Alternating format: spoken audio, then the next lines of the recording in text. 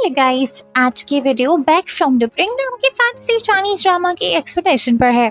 शुरू करने से पहले जो पहली बार किसी फैंटेसी चाइनीज कॉस्ट्यूम ड्रामा की एक्सप्लेनेशन देख रहा है उसे बता दूं कि ये एक शहंशाह ड्रामा है। मतलब एक ऐसा जॉनरा है जहां कल्टिवेटर्स एग्जिस्ट करते हैं। मतलब वो लोग जो पहाड़ों पे रहकर ध्यान लगाते हैं सालों तक, फिर वो मार्शल आर्ट्स, स्पिरिचुअल पावर यानी जादू करने की एबिलिटी और लंबी जिंदगी अचीव कर पाते हैं। इन लोगों का ज्यादातर मकसद होता है एनिमल से कन्वर्ट हुए इंसानी फॉर्म में आए लोगों को खत्म करना, क्योंकि इन्हें लगता है कि वो लोग डीमंस हैं। यहाँ बात एनिमल्स की हो रही है जो सेम काफी सालों तक कल्टिवेट करने के बाद इंसानी रूप, इंसानी शक्ल ले पाते हैं। इस शो में भी ये कल्टिवेटर लोग एनिमल कन्वर्टेड ह्यूमंस को डीमंस कहते हैं और उन्हें ट्रैक करके खत्म कर देते हैं। इस शो में डीमंस की जगह स्पिरिट का वर्ड यूज किया गया है। आई थिंक इनफ इंफॉर्मेशन है। चलिए स्टोरी में आगे बढ़ते हैं। कहानी की शुरुआत होती है ड्रैगन किंग की शादी से। ड्रैगन एक बहुत पावरफुल स्पिरिट होता है। इसका नाम यान याओ है। ये बहुत खुश था क्योंकि फाइनली उसकी शादी हो रही थी। दुल्हन का नाम सुइंग है जो कि कल्टीवेशन या टोइस्ट क्लाइंट की लीडर है। यान याओ जब सुइंग के पास जाता है तो वो अपनी तलवार निकालती है और सीधा यान याओ पे अटैक कर देती है। कहती है कि आज वेडिंग नहीं फ्यूनरल है। असल में सुइंग तो यान याओ से प्यार ही नहीं करती थी, उसे बस यान याओ को मार के उसके ड्रैगन स्केल्स हासिल करने थे। यान याओ को बहुत बुरा लगता है और उसका दिल टूट जाता है। सुइंग इसी टूटे हुए दिल का फायदा उठा के लड़ाई में उसे हरा देती है और उसके ड्रैगन स्केल्स निकाल लेती है। स्विंग इन स्केल्स से अपने रियल लवर के लिए प्रोटेक्टर बनाना चाहती है, मगर यान याओ अपना हार्ट प्रोटेक्टिंग स्केल जारू से कहीं दूर फेंक देता है। वो हार्ट प्रोटेक्टिंग स्केल जाकर सीधा ह्यूमन वर्ल्ड की एक न्यूबॉर्न बेबी की बॉडी में घुस जाता है, जिसे उसके पेरेंट्स ने छोड़ दिया था क्योंकि उसे दिल की बीमारी थी और वो कुछ ही दिन में मरने वाली थी।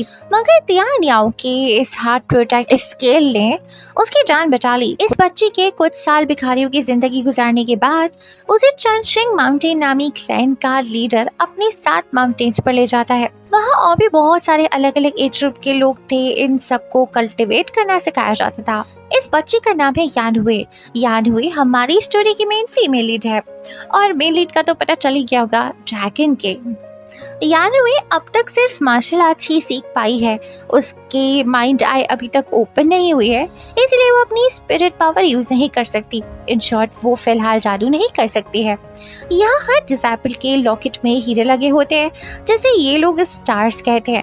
जो जितना अच्छा परफॉर्म करता है उसे उतने स्टार्स मिलते हैं। तो यानहुए के पास सिर्फ एक ही स्टार है, जबकि उसके साथ आए लोगों के पास 4। आज यहाँ सबने फास्ट रखा हुआ है, मगर यानहुए से भूख बर्दाश्त नहीं होती। यही चनशिंग माउंटेन्स पर एक डिसिप्लिन हॉल नाम की जगह है। यानहुए खाना खाने के लिए इसी डिसिप्लिन हॉल में चली जाती है। इस जगह की इंचार्ज लिंगफे नाम की एक लड़की है जो चनशिंग माउंटेन की ही एक सीनियर है। वो यहाँ तरह तरह के स्पिरिट्स को लाकर कैद कर देती है। स्पिरिट्स यानी वही जो एनिमल्स होते हैं और इंसानी बॉडी में कन्वर्ट हो जाते हैं कुछ टाइम कल्टिवेट करने के बाद। लिंगफे फिलहाल किसी 9 टेल फॉक्स को ढूंढ रही है। इस वक्त वो यहाँ मौजूद बाकी 9 टेल फॉक्सेस पे टॉर्चर करती है और उनसे उस वाले 9 टेल फॉक्स का पता पूछती है। ये सब न्यू फॉक्सेस थे जिन्होंने अभी ही इंसानी बॉडी को हासिल करा था। वो सब बहुत कमजोर थे। यानहुए जो यहीं छिपी हुई थी उसे ये सब बर्दाश्त नहीं होता और वो बाहर आकर लिंगफे को बोलती है कि तुम्हें इस तरह से इन इनोसेंट लोगों पर जुल्म नहीं करना चाहिए। पर लिंगफे कहती है कि मैं तो वही करूंगी जो मुझे अच्छा लगता है और ये स्पिरिट लोग एविल होते हैं। लिंगफे यानहुए की एक स्पिरिट दोस्त को मार भी देती है और बाकी लोगों को मारने के लिए भी आगे बढ़ती है, पर यानहुए बीच में आ जाती है। लिंगफे से बर्दाश्त नहीं होता तो वो यानहुए पे ही एक खास वेपन से हमला कर देती है, पर तभी ही यानहुए के अंदर से फ्लेम्स जैसा कुछ बाहर आता है जिसे लिंगफे और उसके साथ खड़े लोग खिंच जाते हैं। और तो उन फ्लेम से वहाँ जो बैरियर लगा हुआ था जिससे इन सब स्पिरिट्स को यहाँ लॉक करके रखा हुआ था वो भी टूट जाता है। तो यानहुए सभी स्पिरिट्स को भगा देती है। लिंगफे अब यानहुए पे भड़क गई थी और उस पे फिर से अटैक करने वाली थी, पर यानहुए का मास्टर चंगशिंग का लीडर यहाँ आकर ये सब रोक देता है। लिंगफे डिमांड करती है कि यानहुए को अपने सीनियर्स की डिसरिस्पेक्ट करने के लिए सजा मिलनी चाहिए। मास्टर लिंगचाओ भी सजा के तौर पर यानहुए को चंगशिंग माउंटेन से निकाल देता है, लेकिन जाने से पहले वो यानहुए के दिल पे एक जादू कर देता है। यानहुए को अब चंगशिंग माउंटेन से निकाल दिया था तो वो करीब के एक बाजार जाती है और स्टीम बंस बाय करने का सोचती है, पर स्टीम बंस बहुत महंगे थे, वो अफोर्ड नहीं कर पाती। उसे पैसों की ज़रूरत थी, इसलिए वो चिंचू नाम की एजेंसी में जाती है। यहाँ के एडवाइजर्स सबके मसलों को ठीक कर देते हैं। यानवे वहाँ के एक एडवाइज़र से अमीर बनने में मदद मांगती है। ये एजेंसी बड़ी ही लालची है, ये लोग पैसे के बिना काम ही नहीं करते, इसलिए यानवे उसे अपने लॉकेट में लगा डायमंड दे देती है, जिसके बदले एडवाइजर उसे एक पेपर देता है जिसमें लिखा था कि एक सेंचुरी ओल्ड स्नेक स्पिरिट ने फ्लेम ऑर्ब नाम का मोती चढ़ा लिया है। जो कोई भी इस फ्लेम ऑर्ब को इस स्नेक स्पिरिट से लाकर देगा, उसे बहुत सारे सोने के सिक्के मिलेंगे। यानवे उस स्नेक को पकड़ने उस जंगल में जाती है जहाँ का एड्रेस उस पेपर पे लिखा था, लेकिन उसे यकीन नहीं था कि स्नेक यही होगा, क्योंकि इस जंगल में स्पिरिट एनर्जी थी ही नहीं, तो कोई भी स्पिरिट यहाँ कल्टिवेट क्यों करेगा। इतने में एक बड़ा सा स्नेक आकर यानवे पे अटैक कर देता है, लेकिन फिर आती है बारी यानवे की खुद की। वो तो इस स्नेक को पटक ही डालती है और जख्मी भी कर देती है। स्नेक अब अपनी इंसानी फॉर्म में आ गया था। उसने अपने चेहरे को नकाब से कवर भी करा हुआ था। वो यानवी को चकमा देकर भागने की कोशिश करता है, लेकिन फेल हो जाता है। ये सब त्यानियाओ भी छुपकर देख रहा था। त्यानियाओ वही ड्रैगन किंग है जिसे सुइंग ने कहीं का नहीं छोड़ा, यानी सुइंग ने त्यानियाओ की सींगें, उसके बॉडी पार्ट्स जो उसे एक ड्रैगन बनाते हैं, उन सबको निकाल के अलग अलग जगहों पर छुपा दिया था। यही इस ड्रामे का प्लॉट भी है, एक तरह से त्यानियाओ यानी ड्रैगन किंग के रिमेनिंग बॉडी पार्ट्स को ढूंढना। Back to story. त्यानियाओ जो अब पावरफुल नहीं रहा था, स्नेक स्पिरिट और यानवे की फाइट को देख रहा था। वो एक पत्थर फेंक कर यानवे को डिस्ट्रैक्ट कर देता है। इतने में स्नेक भाई तो निकल लेते हैं और पीछे से त्यानियाओ आकर यानवे को बेहोश कर देता है। त्यानियाओ का प्लान यानवे की बॉडी से अपने हार्ट प्रोटेक्टिंग स्किल को निकालना था, पर वो ऐसा कर नहीं पाता क्योंकि यानवे को एक स्पेल प्रोटेक्ट कर रहा था। वो स्पेल वही वाला स्पेल है जो चंगशेंग माउंटेन से निकलने से पहले उसके मास्टर ने उसके दिल पर किया था। तो इसलिए अब त्यानियाओ बेहोश यानवे को अपनी बैग पे उठाकर गांव ले जाता है। यहाँ सब लोग उसे डूफस फू कहते हैं क्योंकि त्यानियाओ विलेज में बस स्ट्रेट फेस रखता है और किसी से बात नहीं करता। त्यानियाओ ने यानवे को अभी वुडशेड में रखा हुआ था। वो उसके लिए खाना लेकर आता है, उसे खिलाता भी है, पर यानवे के किसी भी सवाल का जवाब नहीं देता। त्यानियाओ को यहाँ विलेज में सब एक बूढ़ी औरत का बेटा समझते हैं, जबकि उस औरत का सगा बेटा मर चुका है। इस बूढ़ी औरत ने अपनी डॉटर इन लॉ के लिए बहुत सारा सामान जमा करके रखा हुआ है। गाँव की एक लालची औरत उस सामान को हासिल करने के लिए इस बूढ़ी औरत को यानवे से मिलवा देती है और बोलती है कि ये आपकी डॉटर इन लॉ है। यानवे को समझ आ रहा था कि लालची औरत बूढ़ी औरत के सही से दिखाई और सुनाई ना दे पाने का फायदा उठा रही है। रात को शादी का सेटअप लगा दिया जाता है और यानवे को भी त्यानियाओ के रूप में तैयार करके बिठा देते हैं। जब त्यानियाओ घर लौटता है और ये सब देखता है तो उसे वो दिन याद आ जाता है जब सुइंग ने उसकी शादी वाले दिन उसे धोखा दिया था। इसलिए त्यानियाओ गुस्से में आकर चीजें तोड़ने फोड़ने लग जाता है, बट बूढ़ी औरत उसके हाथ को पकड़ती है, उसे शांत करवाती है और कहती है कि यानवे अच्छी लड़की है, तुम खुश रहोगे उसके साथ। त्यानियाओ अब रूम में चला जाता है, यानवे को खाना देता है। खाने में स्टीम बंस थे। यानवे त्यानियाओ से पूछती है कि तुम्हें कैसे पता कि मुझे ये डिश पसंद है। त्यानियाओ जवाब में बोलता है कि तुमने ही तो मुझे जंगल में पकड़ा था और कहा था तुम्हें स्टीम बंस खरीदने हैं, इसलिए तुम्हें मुझसे फ्लेम ऑर्ब चाहिए। असल में त्यानियाओ यहाँ झूठ बोल रहा है। उसकी असली फॉर्म तो एक ड्रैगन की है, पर वो यहाँ स्नेक स्पिरिट होने का नाटक कर रहा है। यानवे सीधा त्यानियाओ के ऊपर चढ़ जाती है और फ्लेम ऑर्ब मांगती है ताकि उसे वापस करके इसे पैसे मिल सके, पर त्यानियाओ कहता है कि अभी उसके पास फ्लेम ऑर्ब नहीं है। उसने उस फ्लेम ऑर्ब को पानी में मौजूद एक केव में छुपाया है। वो कल यानवे को वहां लेकर जाएगा और फ्लेम ऑर्ब हैंड ओवर कर देगा। यानवे मान जाती है।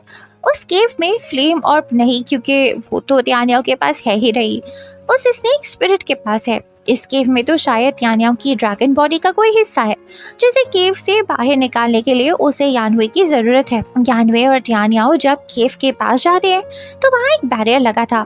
त्यानियाओ एक्सपेक्ट कर रहा था कि यानवे खोलेगी, मगर यानवे बताती है कि उसकी माइंड आई खुली ही नहीं अब तक, तो वो जादू नहीं कर सकती। यानवे त्यानियाओ से क्रॉस क्वेश्चनिंग करते हुए पूछती है कि तुम क्यों नहीं खोल रहे बैरियर, लगाया तो तुमने ही है, तो तुम खोल लो। लेकिन त्यानियाओ बताता है कि अभी मैं जख्मी हूँ ना, तुम्ही ने तो मुझे इतनी बुरी तरीके से मारा था, तो जब मैं हील हो जाऊंगा तो जादू करके इसे खोल दूंगा। यानवे को अभी त्यान्याओ की बात पे भरोसा नहीं था, उसे शक हो रहा था, इसलिए वो बूढ़ी औरत के पास जाती है और त्यान्याओ के बारे में पता करने की कोशिश करती है।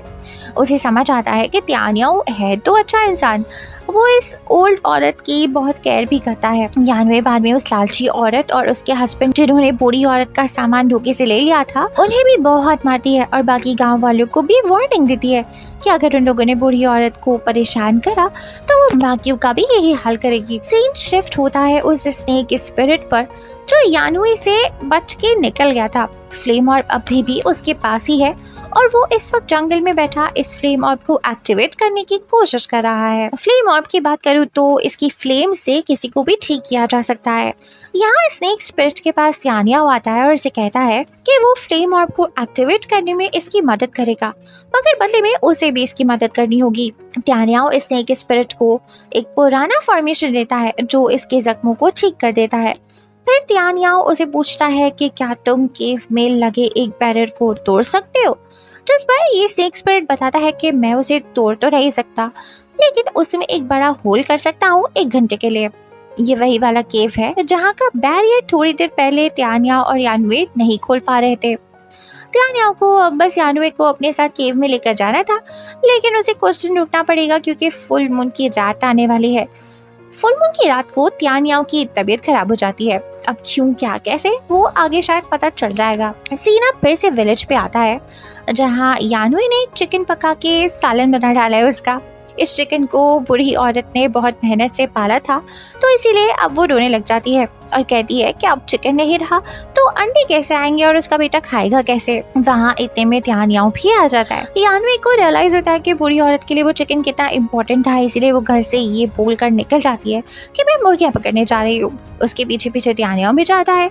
उसे पता था कि जंगल में वो स्नेक स्पिरिट भी घूम रहा है, तो कहीं यानवे का और उसका आमना सामना ना हो जाए, वरना तो पता चल जाएगा ना कि मैं स्नेक स्पिरिट नहीं हूँ। यानवे त्यान्याओ अलग अलग डायरेक्शन में जाकर मुर्गियाँ ढूंढ रहे होते हैं। यानवे को एक जगह पर कुछ मुर्गियां दिखाई देती है, वो खुश होकर आगे बढ़ती है और उस जगह वही स्नेक स्पिरिट अभी भी फ्लेम ऑर्ब को एक्टिवेट करने की कोशिश कर रहा था। यानवे आगे बढ़ती है तो वो स्नेक स्पिरिट आगे आ जाता है और दोनों का आमना सामना हो ही जाता है। ये स्नेक स्पिरिट अपने हाथों से सांपों वाले क्लासिक स्टेप्स करने लगता है। वहाँ फ्लेम ऑर्ब भी था, जिसे देखकर यानवे समझ आती है कि स्नेक स्पिरिट तो ये है क्योंकि फ्लेम ऑर्ब इसके पास है। तो फिर वो कौन है? यहाँ बात त्यान्याओ की हो रही है। यानवे यही सब सोच रही होती है, लेकिन फ्लेम ऑर्ब अचानक से फट जाता है, उसके टुकड़े टुकड़े हो जाते हैं। स्नेक भाई गुस्सा हो जाते हैं और बोलने लगते हैं कि तुम्हारी वजह से मेरा फ्लेम ऑर्ब टूट गया है, मैं तुम्हें नहीं छोड़ूंगा। पर वहाँ त्यान्याओ आ जाता है और स्नेक स्पिरिट को लगने लगता है कि दोनों इसके साथ गेम खेल रहे थे, पर त्यान्याओ उसे प्रॉमिस करता है कि वो इस फ्लेम ऑर्ब को ठीक कर सकता है, जोड़ सकता है, लेकिन उसे जोड़ने के लिए पहले उसे केव में जाना पड़ेगा क्योंकि वहाँ इसका कीमती सामान रखा हुआ है जिससे ये काम हो पाएगा। लेकिन वो आज नहीं जा सकता, वो कल जाएगा केव में। स्नेक को अभी शक था तो वो यानवे और त्यान्याओ को अपने घर के वुडशेड में भेज देता है। इन्हें उधर ही रहना होगा जब तक कि ये लोग फ्लेम ऑर्ब को जोड़ नहीं देते। इस स्नेक स्पिरिट को फ्लेम ऑर्ब एक लड़की की जान बचाने के लिए चाहिए। वो लड़की भी एक कल्टीवेटर है, यानी टोइस्ट क्लैन से है। शायद कोई प्यार व्यार का चक्कर है। वुडशेड में फाइनली यानवे और त्यान्याओ को अकेले में बात करने का मौका मिलता है। यानवे फिलहाल उससे गुस्सा है क्योंकि उसे लग रहा था कि वो स्नेक स्पिरिट है, पर अब उसका सच पता चल गया है कि वो स्नेक स्पिरिट तो नहीं है। तो वो पूछ रही है कि तुम हो कौन और तुमने मुझसे झूठ क्यों बोला, जिस पर त्यान्याओ उसे अपना असली नाम बताता है जो कि त्यान्याओ है और बताता है कि मैं एक मिलेनियम ड्रैगन हूँ। यानवे को भरोसा नहीं होता, वो हंसने लगती है कि तुम ड्रैगन नहीं हो सकते, वो तो एक पावरफुल क्रिएचर है, तुम तो खुद को भी नहीं संभाल सकते। इतने में फुल मून हो जाता है और त्यान्याओ को दर्द होने लगता है। उसकी आंखें चमकने लगती है और जाकर यानवे को किस कर देता है। यानवे उसे थप्पड़ लगा के दूर करती है, पर त्यान्याओ दोबारा से करीब आ जाता है, बोलने लगता है कि मुझे छोड़कर मत जाओ।